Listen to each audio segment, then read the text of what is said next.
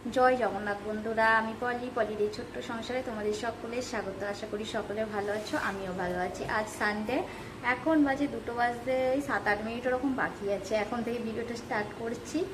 সকাল থেকে কিছুই ভিডিও স্টার্ট করতে পারিনি, মনটাও খারাপ।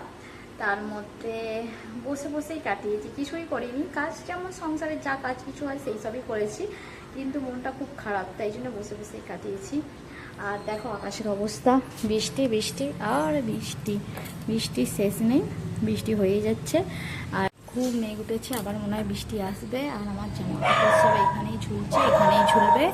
আর এই তো ঘরে তো সব কালকেরগুলো। আর আজকে পুজো করেছি কটার সময় জানো না? 12:30টার সময় পুজো করেছি। 12:30টায় পুজো করেছি। এই তো ছেলে এখানে এই মাত্র স্নান করে, ওকে এই মাত্র স্নান করিয়েছি, করিয়ে বসিয়েছি। আর দেখো চুলটাকে কিরম টেনে টেনে করছে। কেন এমন করছিস চুলটাকে?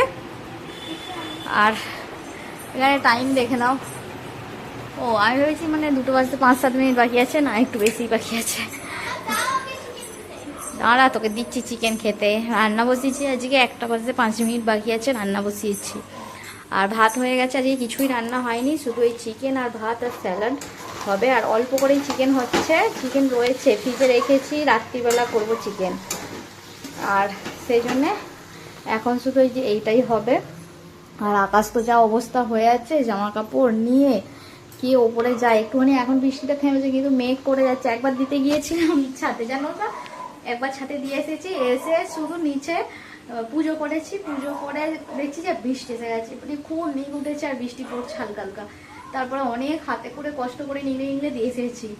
তারপরে আমি বলে না, নিয়ে পালিয়ে যাই বলে নিয়ে এসেছি। তারপরে জোর বৃষ্টি হলো, তারপরে আবার কমেছে। এরকমই চলছে সারা, মানে 1 সপ্তাহ ধরে মনে হয় এরকমই চলছে, বৃষ্টি বৃষ্টি বৃষ্টি। 1 সপ্তাহ বেশি হয়ে যাবে।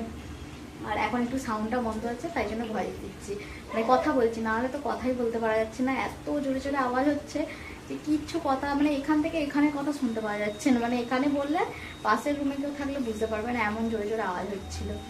আর চলো মাংসটা কষা হয়ে গেলে জল দিয়ে দিই, আবার বড় মশাই তো চলে আসবে তাড়াতাড়ি। আর রান্নাবান্না তো শেষ করতেই হবে। তোমরা দেখতে থাকো ভিডিওটা আর পাশে থেকো। আর এরপর থেকে কী করি না করি সব কিছুই অল্প অল্প শেয়ার করবো, তোমরা দেখতে থেকো। গাছের কি অবস্থা দেখো গো বন্ধুরা, কি অবস্থা। আমার জামাগুলো সেখানে এত জোরে জোরে বৃষ্টি হচ্ছে, দেখো এখানে জামাগুলো সব জল ধরে গেছিল, আবার পুরো ভিজে গেছে সব প্যান্ট। এইখানে ব্যালকানি পর্যন্ত জল এসেছে, সব ভিজে গেছে। কি বৃষ্টি হচ্ছে দেখো, শুধু ভালো লাগছে না, আর বৃষ্টি ভালো লাগছে না।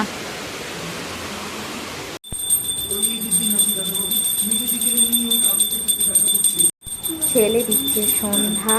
আর দেখো আমি বললাম যে আমি দিচ্ছি, ও বললো না আমি দেবো। আমি বললাম ঠিক আছে তাহলে দে, বলে ও সন্ধ্যা দিচ্ছে। আমার পণ্ডিতজি সন্ধ্যা দিয়ে দিক।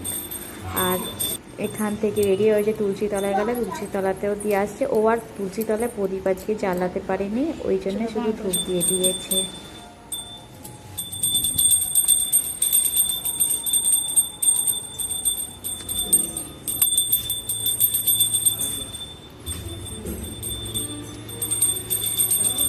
ধূপটা এবার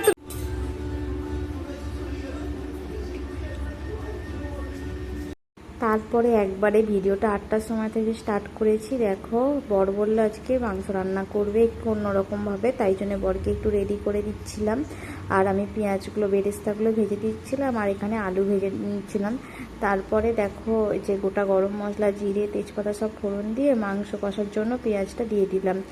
দিয়ে তারপরে বড়বাবু বললো যে ছাড়ো ছাড়ো আমি করছি, বলে ও করছে। আর ওইদিকে ভাত বসানো হয়ে গেছে, মাংস দিয়ে বললো ভাত খাবে, সেই জন্যে ভাত বসিয়ে দিয়েছি। আর এদিকে মাংস হচ্ছে। বড়মশাই এই প্রথমবার আমাদেরকে রান্না করে খাওয়াবে, না হলে ও রান্নাঘরের ধারে কাছে কিন্তু আসে না, কিন্তু আজকে রান্না করে খাওয়ার ইচ্ছা হয়েছে, ঠিক আছে খাওয়াও বলে।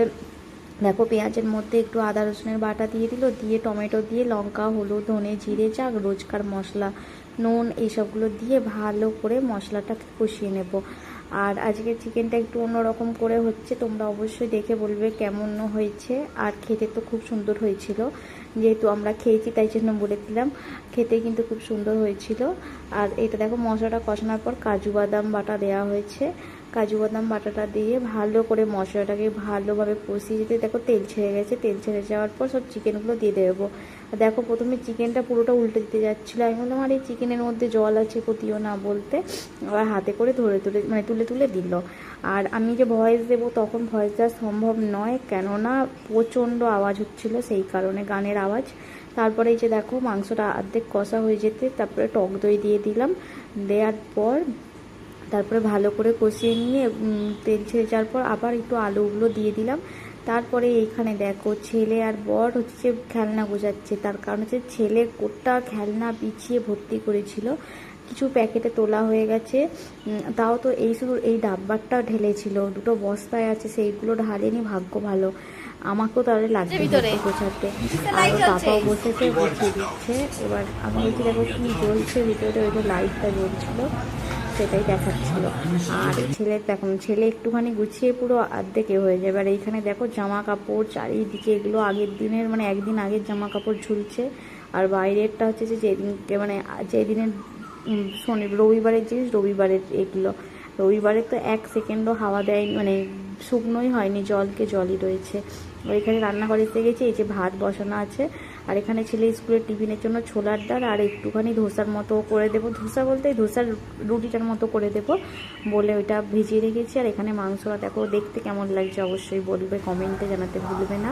তারপরে দেখো মাংসটা কষা হতে কাসুরি মেথি একটু দিয়ে দিলাম, কসুরি মেথিটা দিয়ে একটু কষিয়ে নিয়ে তারপরে এদিকে জল গরম বসিয়েছিলাম, একটু জল দেবো, ভাত দিয়ে খাবো মানে একটু তো হালকা গ্রেভি রাখতেই হবে, না হলে ভাত দিয়ে খেতে তো অসুবিধা হবে। আর দেখো জল দেওয়া হয়ে গেল, হয়ে যেতে তারপরে আবার ঢাকা দেওয়া হয়ে যাবে। আর এখানে ছেলে এসেছে, ছেলে কি করছে কি একটা বলতে এসেছিলো দেখো। তারপরে মাংসটা হয়েই গিয়েছিল, এর মধ্যে বেরেস্তা দিয়ে দিলাম। বেরেস্তাটা দেওয়ার জন্য না চিকেনটা বেশি টেস্ট হয়েছে, কেননা যখনই একটা মানে খামুল মুখে পড়ছে না, ওই বেরেস্তারগুলো মুখে পড়ছে তো খুব ভালো লাগছিলো খেতে, খুব ভালো লাগছিলো। আর এই যে দেখো গরম মশলা দেওয়া হয়ে গেল, ধনে পাতা নেই, আর আমাদের চিকেন রেডি হয়ে গেছে। আর এখানে ছেলে হচ্ছে যে গোছাচ্ছে বই খাতা, স্কুলে যাবে বলে বই খাতা গোছাচ্ছে। আর আমি এদিকে ভাত বাড়ছি।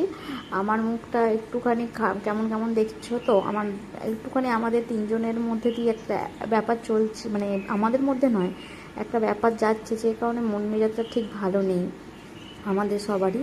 সেই কারণে মনটা আমার সবসময় এখন এরকমই হয়ে আছে, ভালো লাগে না কারোর সাথে কথা বলতে, চুপচাপ থাকি, একদম ভালো লাগছে না কারো কিছু। তার মধ্যে ভিডিওগুলো দিতে হবে, না হলে তোমাদের সাথে আমি থাকবো কি করে কাছাকাছি, তাহলে তো আমি দূরেই চলে যাব। দেখো এদিকে মাংস বেড়ে নিচ্ছি, ভাত বেড়ে নিয়েছি, ব্যাস তারপরে খেতে শুরু করে দেবো। ছেলেকে নিয়ে খাওয়ার ঝামেলা, দেখো খেতে বসে গেছি, ছেলে কিছুতেই খেতে আসবে না, ওর খাওয়ার প্রতি কোনো ভালোবাসা নেই, শুধু পুরি তরকারি করে দাও, পরোটা করে দাও, সেছাড়া আর কিচ্ছু খেতে ভালোবাসে না, কোনো খাবারই নয়। আর এখানে ওকে ভাত মেখে দিচ্ছি, জোর করে ডেকে নিয়ে এসেছি ম্যাডামকে ফোন করব বলে। আর খেয়ে বলছে বা টেস্ট তো খুব সুন্দর হয়েছে, খুব ভালো লাগছে খেতে, হেভি হয়েছে খেতে বলে ও খাচ্ছে, আর আমি ওকে খাইয়ে দিচ্ছি, আমি নিজেও খেয়ে নিচ্ছি। আর বড় খাচ্ছে, বেশ ভালো, মানে খুব ভালো টেস্ট হয়েছিল। আর আবার বর আবার মাঝে ফোনের দিকে দেখছে, চুলটা দেখো ঠিক করছে, এত হাসি পায় নয়। আর ওই যে আমার ছেলে ওর বাবাকে বলছে খুব সুন্দর হয়েছে। তারপরে আমি ওদিকে বাসন কোসন ধুয়ে চলে এসেছি, বাইরে সমস্ত কাজ সেরেছি। বরের রোজকার ডিউটি মশারি টাঙানো, ও টাঙাচ্ছে। চলো আজকের মতো টাটা।